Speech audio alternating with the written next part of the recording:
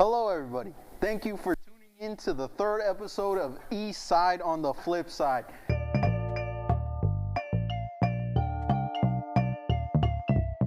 Let's get started.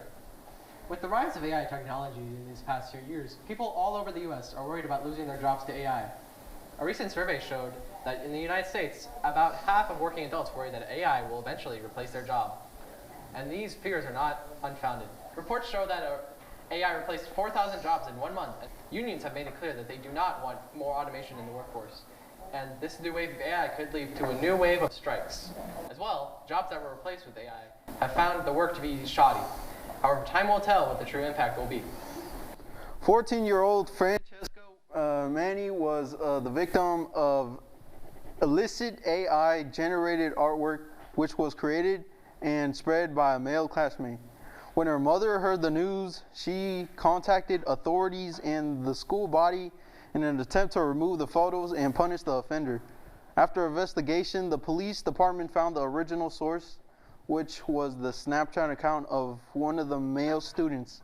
As well, the photos had been created several months before and were shared between many friends of the creator before being discovered by Manni.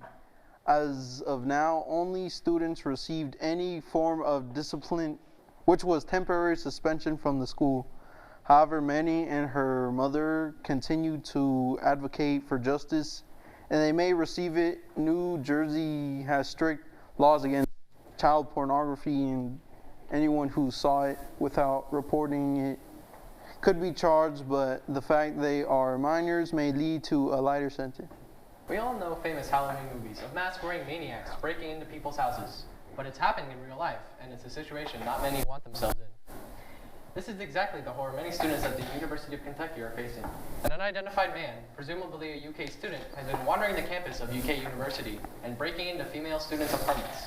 Other reports seeing someone in a similar mask chase them down. However, it's unknown if this is the same person. Although they've been active for several weeks now, they have not been identified or apprehended. The Kentucky state elections were held on the 7th of November.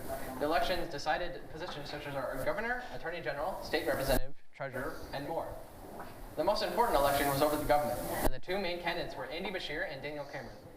Andy Beshear, running for the Democrats, supports policies such as abortion rights, schools, improving voting rights, and home laws for gun control. In contrast, Daniel Cameron's policies were mostly based off of improving the workforce of Kentucky through lowering income tax, work requirements for able-bodied people on welfare. Both sides criticize one another for what they see as economic policies that would bring harm to Kentuckians and weaken our industries. However, on election day, Andy Beshear won with a 52% vote, meaning that he will serve as our governor for 4 more years. Stay tuned for news on global events and update on the war in Palestine. Over the years, Lerner & Rowe has grown into be one of the largest personal injury law firms in the country. In fact, we were just named the second most influential personal injury firm in America. And in an effort to get number 1, we decided we needed a hype man. Flavor Flav! Hey, yo, is that true that you guys are number 2 in America? We are. Yo, this is the first time I'm in a room full of lawyers and they paying me. Yeah, boy!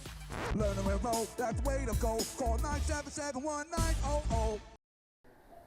Having 5G phones is nice, but the material used to make them could cause people in the Congo their lives. A primary ingredient used in current-day smartphones is coltan, used in the capacitors phones. Most other electronics use. However, this material is only abundant in very specific regions, in the Democratic Republic of the Congo being one of the most prevalent.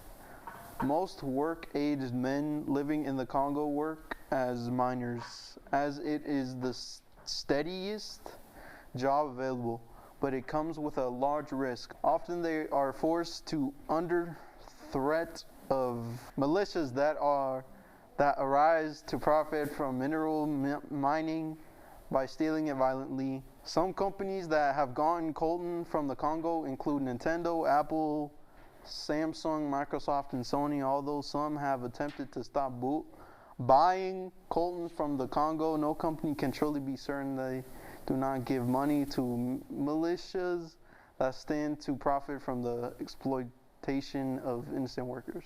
More than 13,000 Gaza citizens have been killed in Israeli attacks. 5,000 of them being children. Due to the collapse of their healthcare system, not only is that number estimated to rise, but the Palestinian health industry says that they have not been able to regularly update the official death toll. Israel continues to bombard Gaza with airstrikes, while limiting their food, water, medication, and other important resources they need to survive. They've also had frequent blackouts, cutting electricity they need for hospitals and communicating with people outside of Palestine. The Israel Committee also discusses the death penalty for Palestine protesters. Several countries from Qatar to Ireland have condemned Israel's actions against Gaza, some even withdrawing their Israeli government ambassadors, such as Chile and Turkey. Tens of protests against Israel were hosted across the world, and plenty of boycotts were called for brands, like Puma and McDonald's, for their support of Israel. But several countries continue to go against the majority of people's support and support Israel. The U.S. House passed a bill providing $14.3 billion to aid in Israel in their genocide against Gaza, most of that money coming from your paying tax dollars.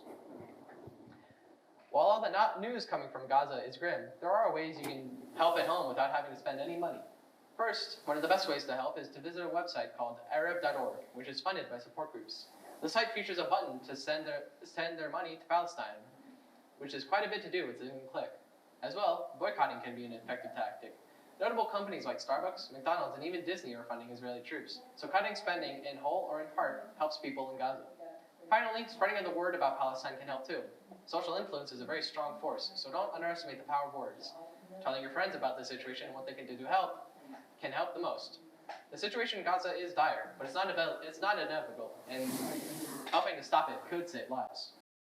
Overpriced music retail chains with limited selection? Then come to Last Vestige Music Shop and give that album a try before you buy. As Albany's exclusive music merchant, we buy, sell, and trade, offering an extensive variety of formats and genres. Love vinyl? This is the place for you. Records, CDs, DVDs, tapes, and more. And with over 25 years in the mail order biz, we deliver direct to your door. Be here every Super Tuesday to check out our budget bin, dollar CDs, and record deals. Last Vestige. Real deals for real collectors.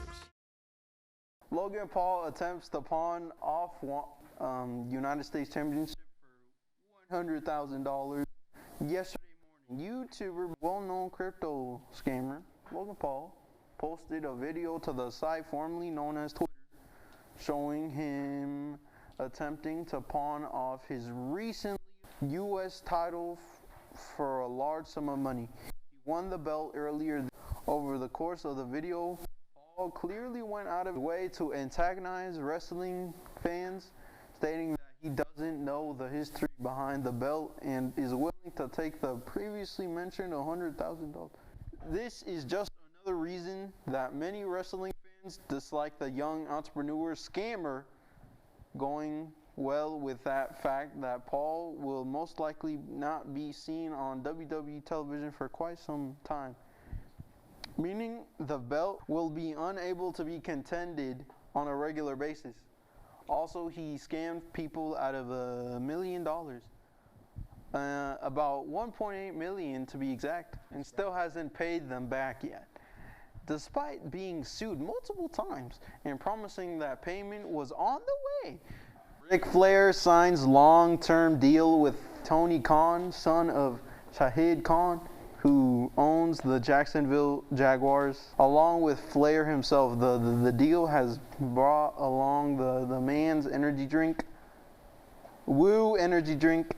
Through Flair's appearance itself does not worry fans and critics, much the fact that the 74-year-old elder has been cleared to compete in the ring has left many fearful that Rick may step in the ring one final time, despite the man himself saying, "Do I think I'll wrestle again? No. Do I want to? Yes."